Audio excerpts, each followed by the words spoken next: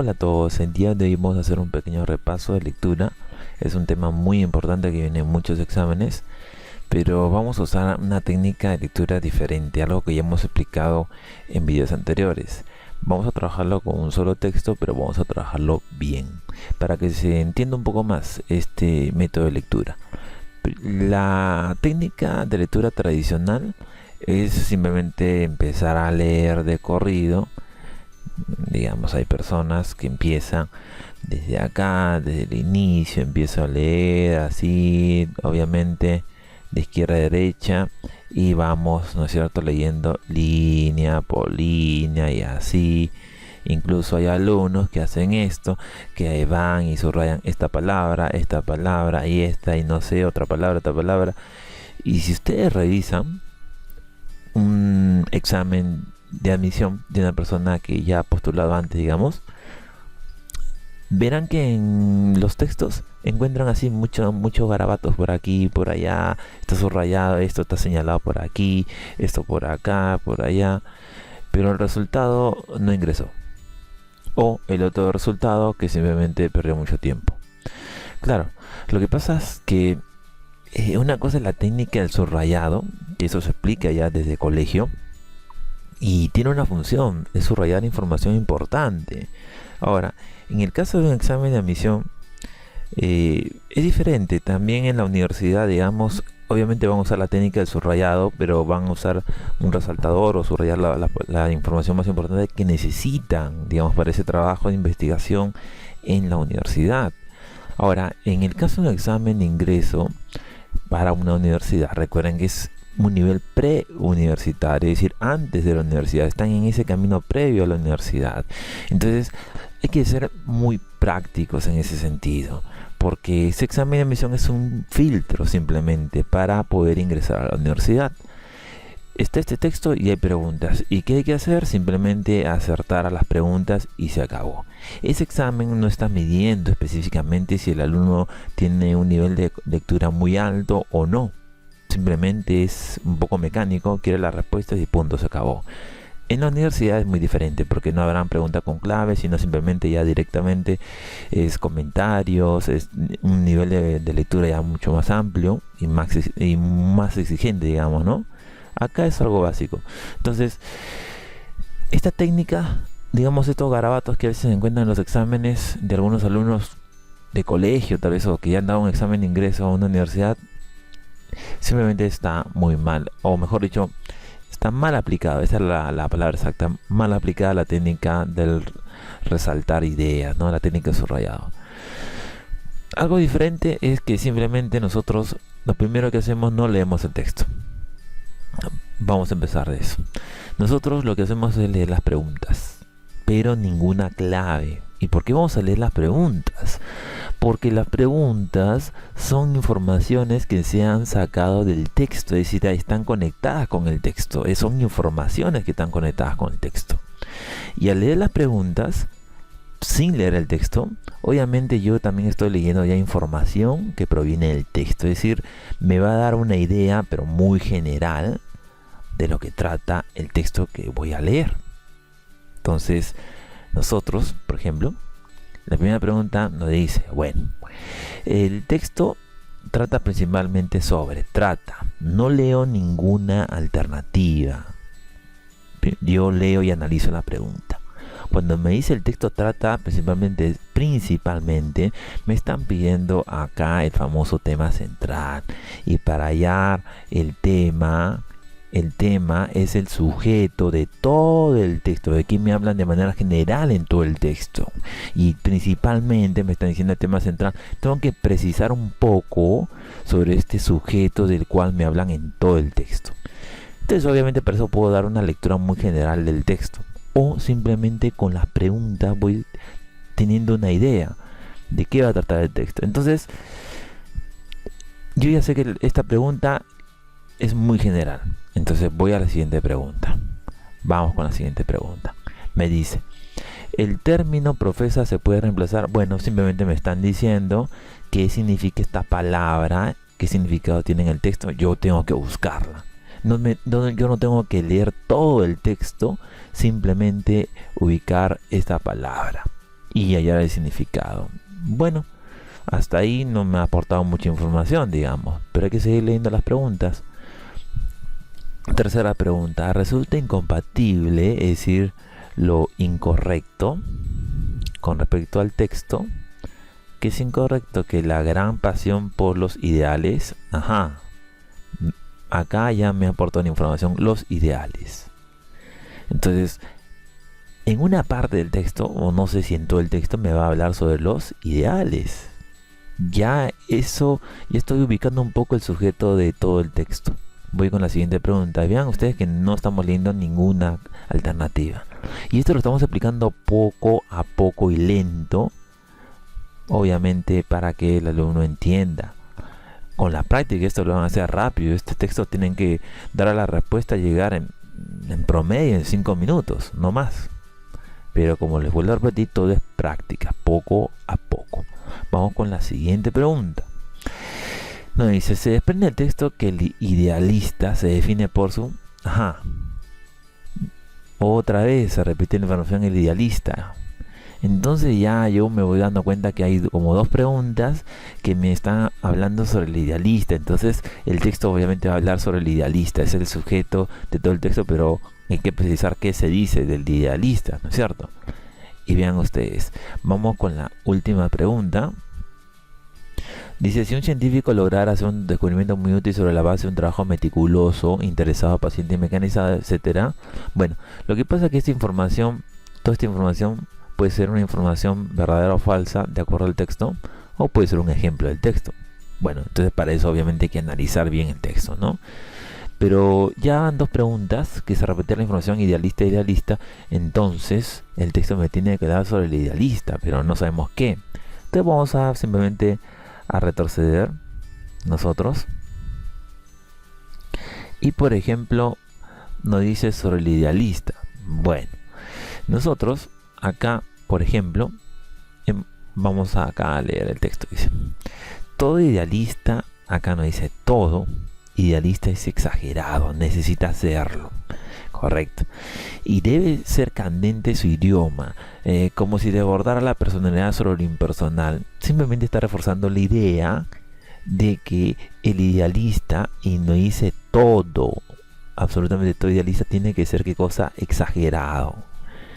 Dice, el pensamiento, acá, sin calor es muerto, frío, inerte, carece de estilo, no tiene sello personal. Toda esa información, es decir, desde acá hasta acá, son ejemplos para reforzar la idea de que todo el idealista tiene que ser como exagerado. Te vean ustedes simplemente. Entonces, nosotros borramos eso. Lo único que tiene que estar subrayada es la primera oración, porque es lo más importante. Después, jamás fueron tibios los genios. Cuando me dice tibios, claro, o frío o caliente, es decir, de manera exagerada, ¿no es cierto? Pero cuando digo de manera exagerada, estoy reforzando lo de la primera oración. Quiere decir que todas las oraciones que están viniendo están reforzando la idea que está en la primera oración, que todo idealista es como exagerado. Eso es lo más importante. Jamás fueron tibios los genios, los santos y los héroes. Estos dos puntos significa por qué. ¿Por qué no fueron tibios estos santos, genios, etcétera? Porque poseen un agua sagrada que los templa para las más nobles y bellas acciones. Pero vean ustedes, en resumen, todas las informaciones que hemos leído, lo único que están haciendo, si todas estas informaciones, desde acá hasta acá, todas estas oraciones, lo único que hacen con ejemplos, etcétera, están reforzando la idea que está presente en la primera oración, que todo idealista es exagerado. Y eso es lo que tiene que estar subrayado y no más. Esa es la verdadera técnica del subrayado, que se subraya la idea más importante, nada más la que más aporta información. Ahora, luego, nos dice, para crear una partícula de verdad, de virtud o de belleza, vean ustedes, hablamos de verdad, virtud o belleza, ¿qué se requiere? un esfuerzo original y violento contra alguna rutina o prejuicio. En pocas palabras, para crear algo nuevo, ¿no es cierto? Una verdad, una virtud, una belleza, ¿qué necesitamos nosotros? Un esfuerzo original y violento contra una rutina o un prejuicio. Vean ustedes. Es decir, para lograr algo nuevo, yo necesito romper con la rutina. Vean ustedes. ¿De acuerdo? A partir de acá ya me está aportando otra información importante. Obviamente todo está vinculado al idealista. La primera información importante me decía en la primera oración que el idealista es exagerado. Punto. Ahora me está aportando acá otra información. Que hay que crear, para buscar algo nuevo, hay que romper con la rutina del prejuicio. Hay que seguir leyendo. Como para dar una lección de dignidad hay que liberarse de todo servilismo. Claro, es decir, romper reglas. Mostrar un espíritu ¿de qué? Rebeldía. Vean ustedes si eso es importante. Espíritu de rebeldía. Ostentar un ánimo de inconformidad. Inconformidad, rebeldía. Y luego nos dice, todo ideal es instintivamente extremoso. Debe serlo a sabiendas. Ahora mira, esto de acá es muy importante. Todo ideal como es extremoso. Extremo.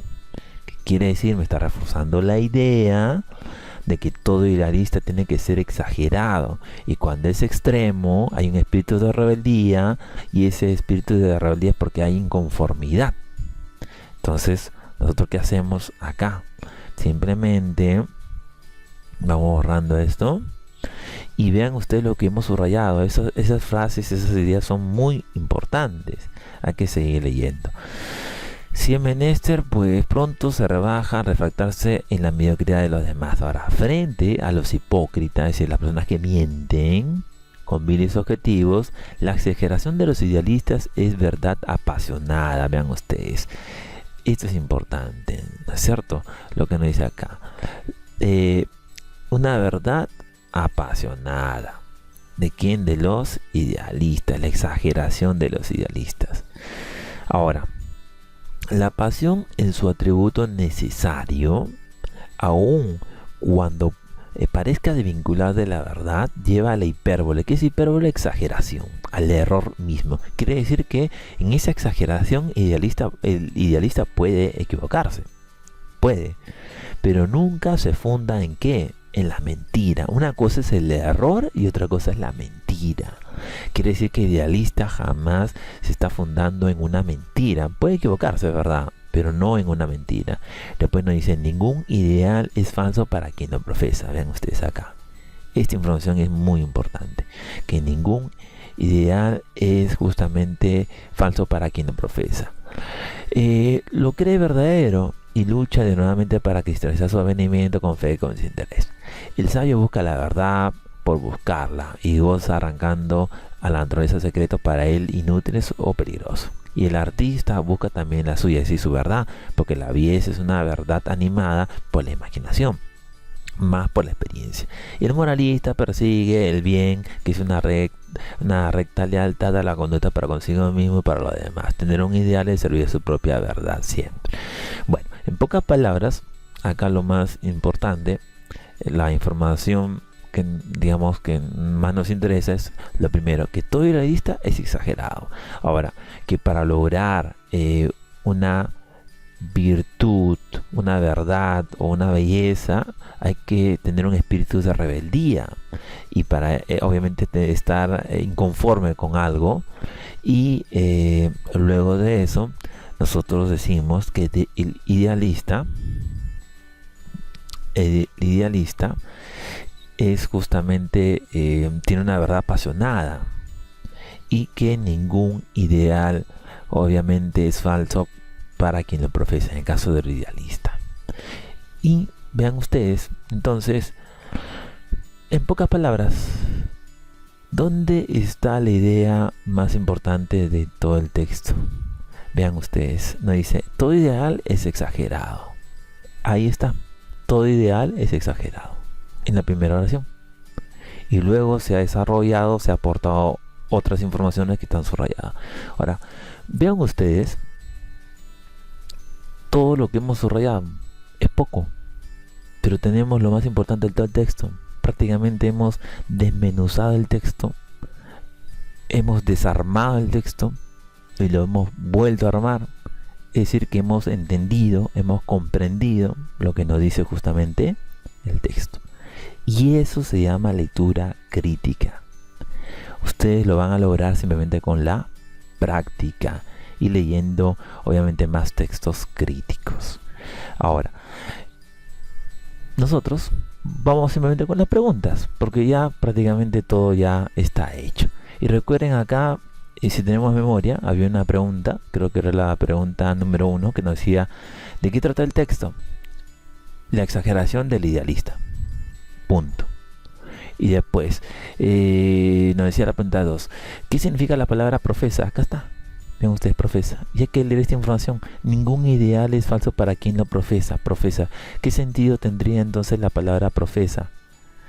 Ningún ideal, ningún ideal es falso para quien lo profesa. Sí, para quien lo toma para sí, ¿no? Es decir, para quien, digamos, lo cree. Algo por el estilo. Hay que leer simplemente las preguntas y buscar un sinónimo de esta palabra, profesa. Ahora vamos a la pregunta número 1.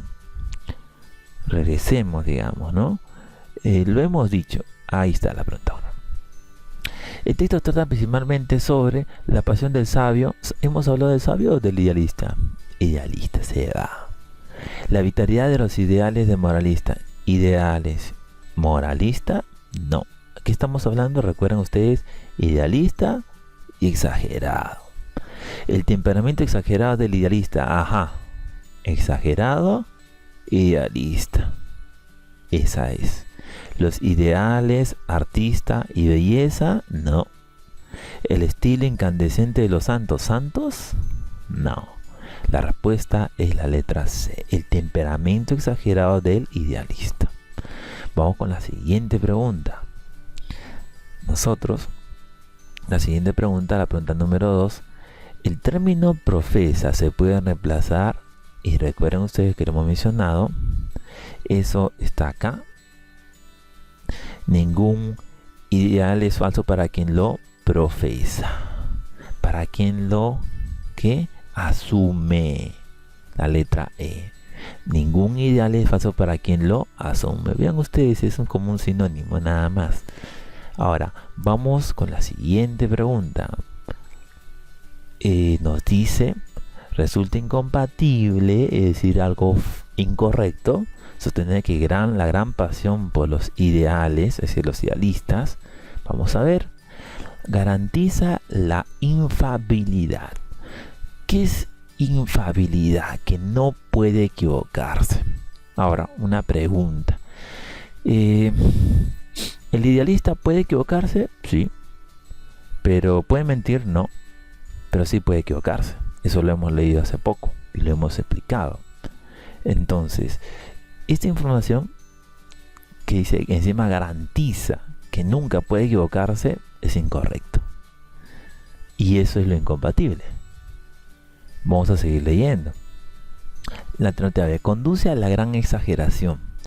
Ya. Pero ¿en qué parte del texto me dice que esa pasión lleva a la exageración? En ninguna parte. Y si eso no está en ninguna parte, esa información está en el texto o está fuera del texto. Está fuera del texto. Ahora, si está fuera del texto, ¿yo puedo decir que es verdadero o falso? No. Porque las informaciones que son verdaderas o falsas están en el texto o están conectadas con el texto. Y aquello que está fuera del texto y que no está absolutamente conectado con el texto, simplemente es indeterminado. No puedo decir si es verdadero o falso. La letra C.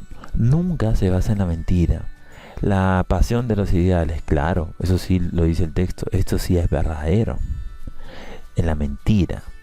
No hay que confundir con el error. Porque para el ideal siempre es algo verdadero, para el idealista.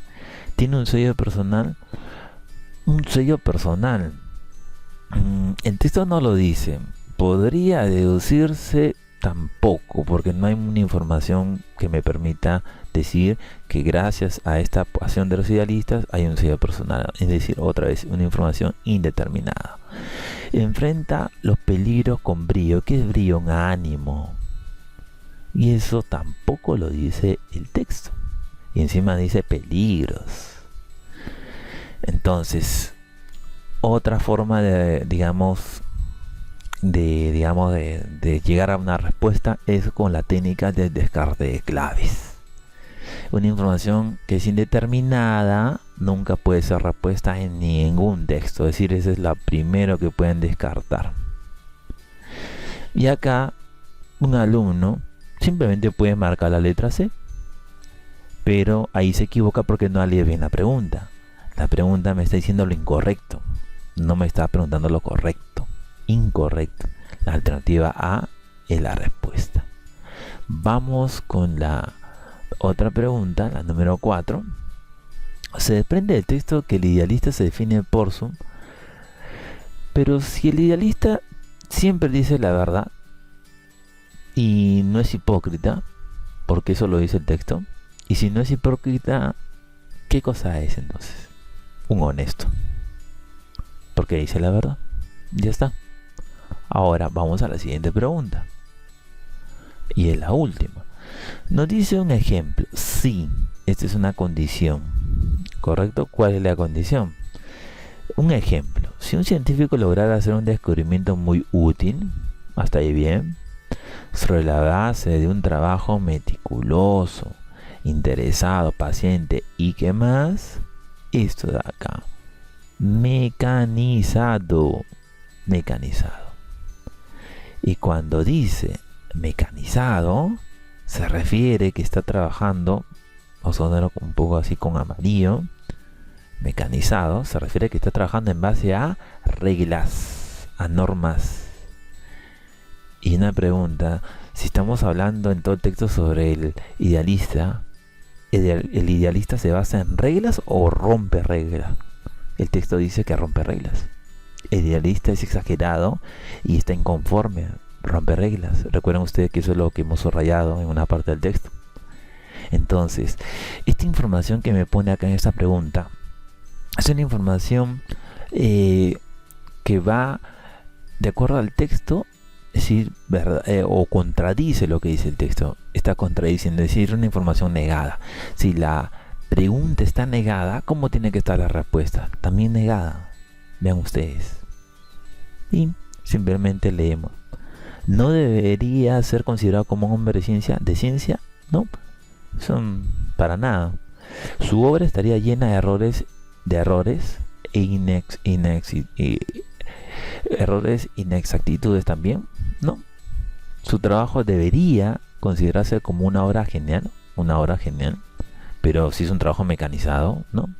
Su temperamento podría ser tildado de hipócrita, que miente. Ahora, ¿qué dice acá? No podría ser considerado un hombre idealista. Correcto. Vean ustedes, ahí está, y encima está la negación. Pregunta negada, respuesta negada. Ahora, otro dato importante: ¿de qué hablamos en todo el texto? De un hombre idealista. Es una información que está conectada con el texto. Y acá que me dicen este ejemplo: un trabajo, miren ustedes, meticuloso, interesado, paciente, pero esta es la palabra que nos da la respuesta prácticamente. Mecanizado, es decir, en base a normas, a reglas. No, ese no puede ser un hombre idealista, porque el idealista rompe reglas y no está conforme con algo, y ahí es donde encuentra algo nuevo. Acá la alternativa es la respuesta. Esperamos que les haya gustado este video, esperamos sus comentarios, sus sugerencias, y los invitamos a que se suscriban a este canal para que puedan ver todos los videos que tenemos para ustedes. Gracias a todos.